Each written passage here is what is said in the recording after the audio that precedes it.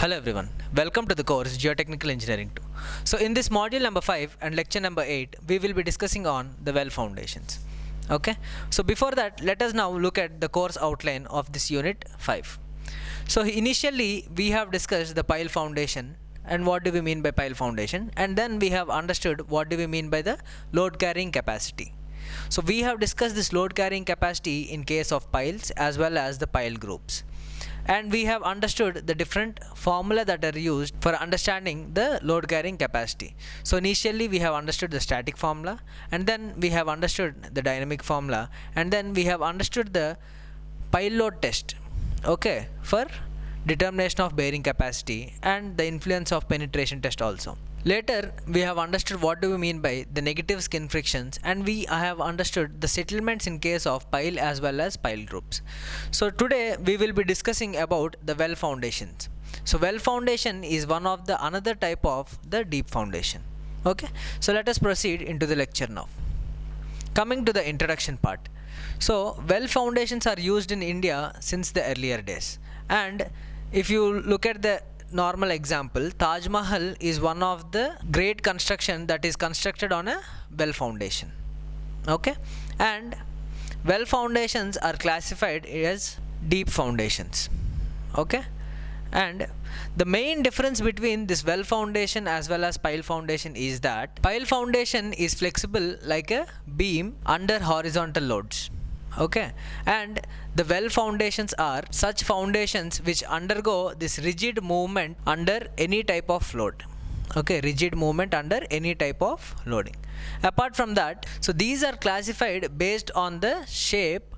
Okay, so if you look at the diagram here, so there are different types of well foundations. Okay, so here the list may be of a circular well, okay, or a dumb well. Okay, if you look at this particular diagram, it is a dumb well, and if you look at the other one, that is double dumb well, that is represented by double D well, and double octagonal well, as well as single and double rectangular well, and multiple dredged wells.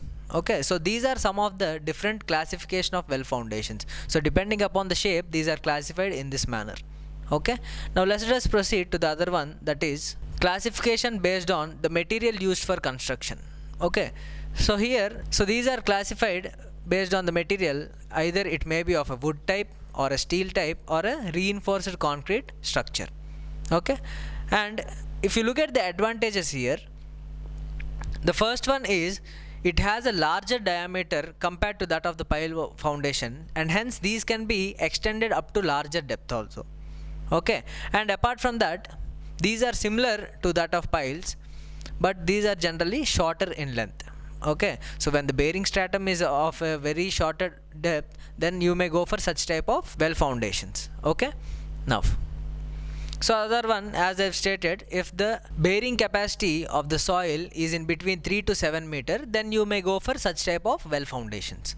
Okay, and these are very effective. Now if the loads are very much large, if the loads are not too large, but if there is a very good strata available in between 3 to 7 meter depth, then also you may go for such type of foundations. Okay, and the construction cost is relatively less. Okay, the construction cost is relatively very much less. Now coming to the different components of well foundation, so we need to discuss the different components of a well foundation. So these are some of the list of components of well foundation. So if you look at this particular diagram here, this is the typical arrangement of a well foundation, how it is constructed. Okay, so let D be the length of the well foundation here, and at the edge it consists of a cutting edge, and it consists of a well curb at the top, and it consists of a steining. Okay, if you look at the shaded region, that region is known as the steining, and it consists of a bottom plug as well as a top plug, and there is a well cap at the top, which is generally of a RCC slab. So now let us try to discuss one by one of these components more in detail, which are quite important to understand.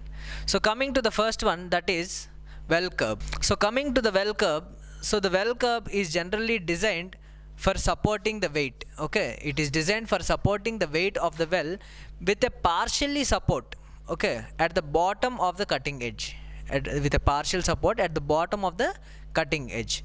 That is when only a part of this cutting edge is in contact with the soil and the remaining part is held by the skin friction. Okay, so in such case this is the well curb. Okay, so this is a 3-point support on a cutting edge resting on a log. Okay, resting on a log which may be assumed for design purposes, so the loading coming onto this cutting edge is generally uncertain. Okay, and the another part of this uncertainty is that there is another factor here. It is in regards to the effective depth of the well curb, since the entire well acts as a girder, that is to resist the torsion as well as the bending. Clear? Now let us look at the other type, that is the cutting edge.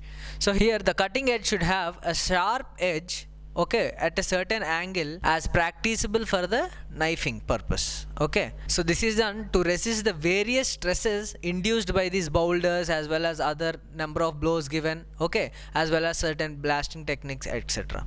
Okay, so other thing is that angle of this is generally either 30 degrees to the vertical or in the ratio of 1:2, where the slope is having 1 horizontal and 2 vertical. Okay, and then in case of concrete caissons, the lower part of this wrap is generally of 12 steel plates which are anchored to the concrete by means of a steel straps. Okay, now apart from that, a sharp vertical edge is generally provided along the outside face of this caisson. So this type of edge generally facilitates the rate of sinking and prevents air leakage in case of pneumatic caissons. Okay, now coming to the other one, that is the staying thickness. Okay, so whatever I have stated, so this thickness is generally designed in such a way that the entire portion is completely sunk by its own weight, and for a circular well of outer diameter d and thickness t, the self weight of this particular staying is generally given per unit height. Okay, per unit height as pi into d minus t into p. Okay, and the skin friction forces is given as pi d rf. Okay, so where this rho or p is generally the unit weight of this concrete constituent, and rf is the skin friction resistance. Okay, so equating, we may obtain this as the pi into d minus t into rho is equal to pi into d into rf. Okay, so from this particular expression, the value of t, that is the thickness of the staying, is generally determined. Clear? Now, so let us discuss the other one, that is the skin friction. Okay, so the unit skin friction actually increases with depth, and at a certain given depth the skin friction is equal to the coefficient of friction. Okay, so however the skin friction is very much difficult to determine using the laboratory test, and these are obtained using certain expressions related to the lateral earth pressure, where the state of stress is actually determined, and furthermore this is not actually possible to determine in a practical sense. So that is why the following table which is displayed here is given. Okay, depending upon the type of soil, the skin friction values in terms of ton per meter square is actually given here. Okay, so this chart may be preferred for the skin friction values. And coming to the other type, that is the bottom plug. So this bottom plug is actually designed for a upward load, okay, which is equal to the soil subtracted by the self weight of the plug as well as the filling material in it. Okay, so that is how the upward load due to this uplift is actually obtained for this bottom plug.